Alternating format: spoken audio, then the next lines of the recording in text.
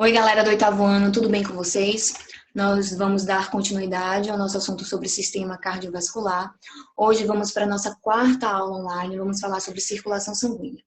Primeiro, vamos relembrar um pouco do que a gente falou na aula passada.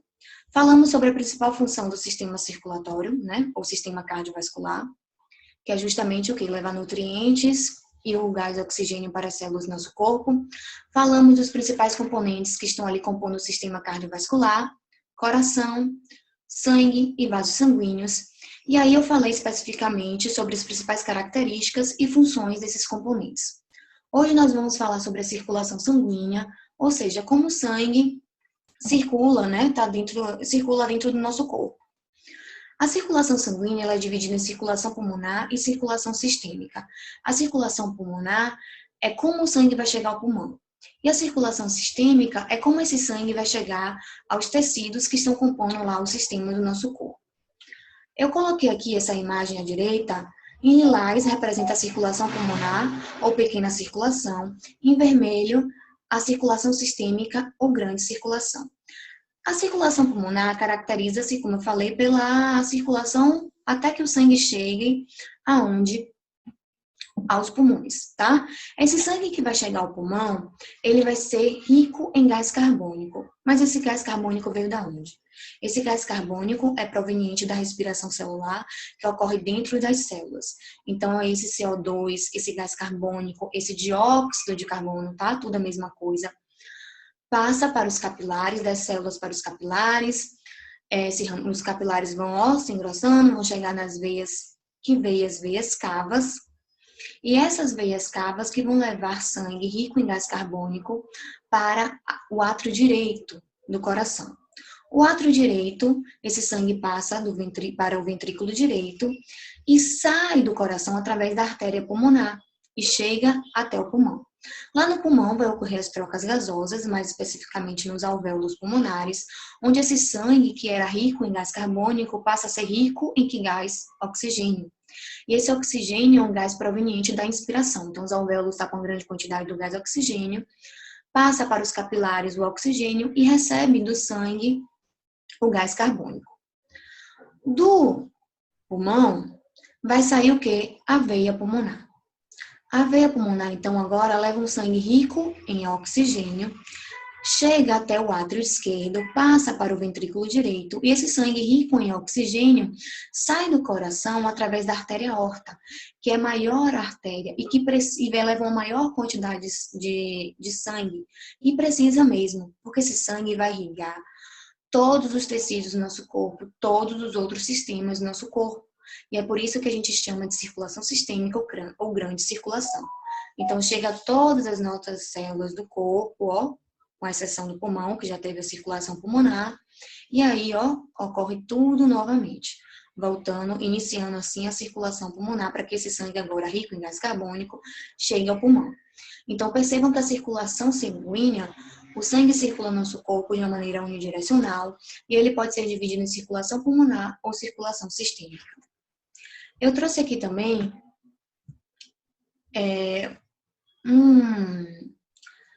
um quadrinho que vocês podem perceber informações sobre infarto. Porque tem tudo a ver com o nosso assunto.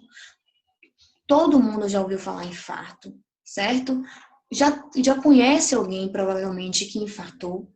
Então, lembram lá, na nossa aula de Química da Vida, das substâncias orgânicas, que a gente estudou lipídios, tá? Então, um tipo de lipídio é o colesterol. O mau colesterol, o LDL, ele pode se acumular onde? Nos nossos vasos sanguíneos. E esse acúmulo do colesterol vai bloquear o fluxo sanguíneo que chega até o coração. Então, as células do coração, ela fica com carência tanto do oxigênio quanto de nutrientes. E isso vai causar um infarto do miocárdio. Certo? Por que miocárdio? Porque miocárdio é o nome do principal tecido cardíaco que está compondo a maior parte do coração. O infarto pode causar lesões irreversíveis.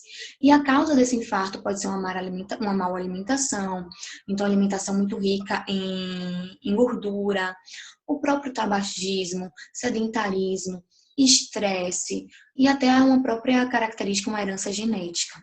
tá bom? Então, a gente precisa ter muito cuidado, principalmente com nossa alimentação e o nosso modo de vida, para evitar o infarto. Então, lembrando que infarto, acúmulo de gordura, que gordura, o mau colesterol, o LDL nos nossos vasos sanguíneos, que vai impedir que esse sangue chegue, principalmente aonde? As células do nosso coração. Vou falar também sobre o ciclo cardíaco, tá? Quando a gente fala de ciclo cardíaco, o que vocês entendem por ciclo?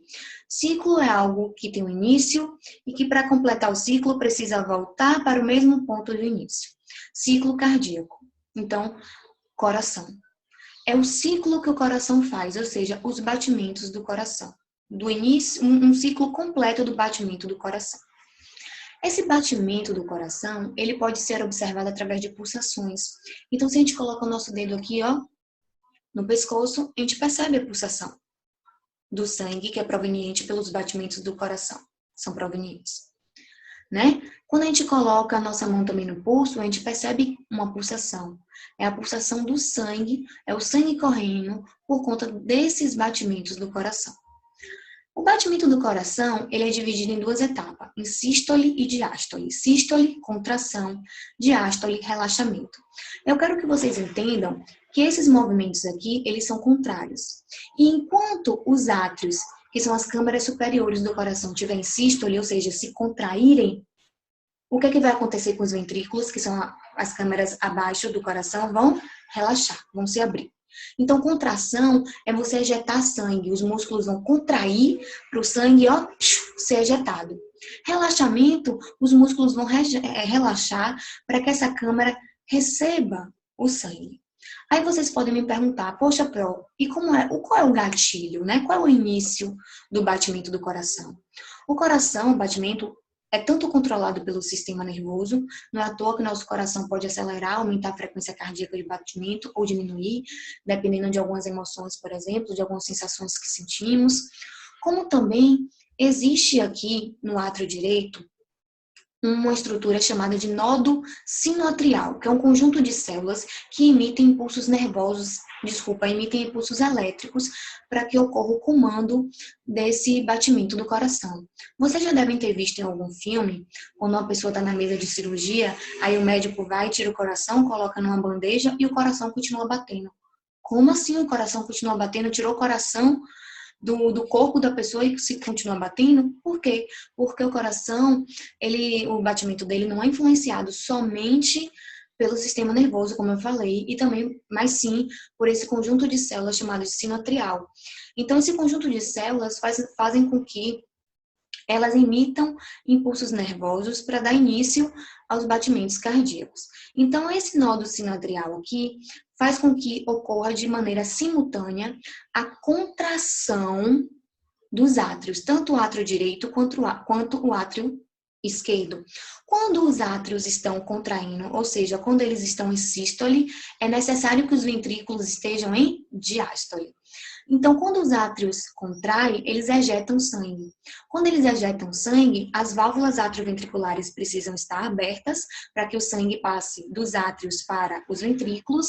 E aí, os ventrículos que estão em diástole, ou seja, estão lá, ó, relaxados, com sua musculatura relaxada, eles estão recebendo sangue. Quando o sangue chega aqui a uma quantidade suficiente que ele precise sair, ó, o que vai acontecer?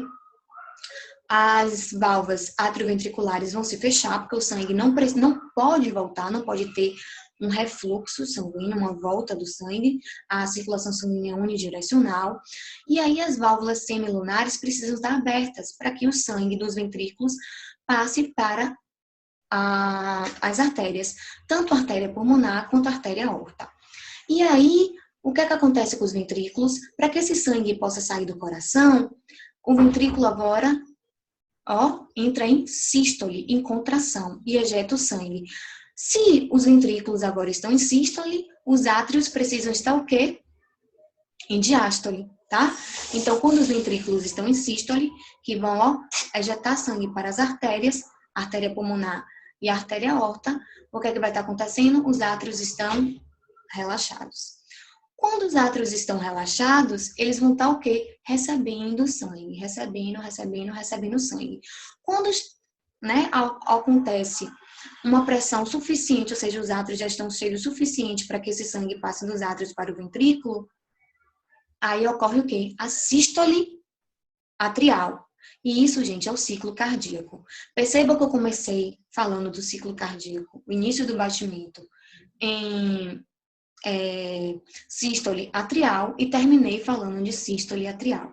Aqui, ó, mostra todas essas etapas que eu acabei de falar, tá bom? Então, o coração tem um ciclo, o ciclo cardíaco, que é dividido em sístole e diástole, sístole contração, diástole relaxamento, enquanto átrios estão em sístole, ventrículos estão em diástole. Enquanto ventrículos estão em sístole, átrios estão em diástole, ok? E pressão arterial? É a pressão que o sangue exerce nas artérias. Ó, aqui é o sangue, aqui é a parede da artéria e o sangue exerce uma pressão sobre essas artérias. Beleza? Deixa eu botar aqui minha fotinha pra cá, pronto. Essa pressão arterial, ela pode ser uma pressão arterial sistólica e diastólica. Quando a gente fala de sístole, lembra? Contração, diástole, relaxamento. Então, pressão arterial sistólica é a contração, ocorre durante a contração dos ventrículos. Então, na contração dos ventrículos, o que vai acontecer? Hein, galera? O que acontece na contração dos ventrículos? Me diz aí. Os ventrículos vão contrair, vão ejetar sangue. Vão ejetar sangue para onde? Dos ventrículos, o sangue sai através de quê? Das artérias. Ou artéria pulmonar, né? No caso do ventrículo direito, ou artéria aorta, no caso do ventrículo esquerdo. Então, quando ocorre essa contração dos ventrículos, essa pressão arterial sistólica, o sangue que sai dos ventrículos e chegam até as artérias vão exercer uma pressão nas artérias. Essa é a pressão arterial sistólica. E a pressão arterial diastólica é quando o ventrículo está o quê? Relaxado. Quando ele está relaxado, é porque ele está o quê? Recebendo sangue dos átrios. Eles estão, ó, relaxados, recebendo sangue do átrio. Se os ventrículos estão em diástole, ó, o que é que vai estar em sístole? Os átrios. Se eles estão recebendo sangue dos átrios, é isso mesmo. Os átrios estão em sístole porque estão ejetando o sangue para os ventrículos. E aí a pressão que o sangue vai exercer nas artérias vai ser menor, porque ó, vai estar o quê? Com pouco sangue ali, a pressão não vai ser tão grande, porque nesse caso, não vai ser os ventrículos que vão estar levando sangue para a artéria. Na verdade, o sangue está chegando ainda aos ventrículos, certo? A gente pode perceber essa pressão arterial sistólica e diastólica nesse equipamentozinho que averigua a nossa pressão, equipamento digital, que ele mede a nossa pressão, que vai estar em milímetros por mercúrio, ele mede a nossa pressão alta e a nossa pressão baixa, tá? Nossa pressão alta é justamente essa pressão arterial sistólica, que é quando os ventrículos se contraem, e a nossa pressão arterial diastólica é justamente quando os ventrículos estão relaxados. Percebam aqui, ó, que o valor maior é justamente esse valor da pressão sistólica. Por quê? Porque o sangue está chegando com pressão e com força nas artérias.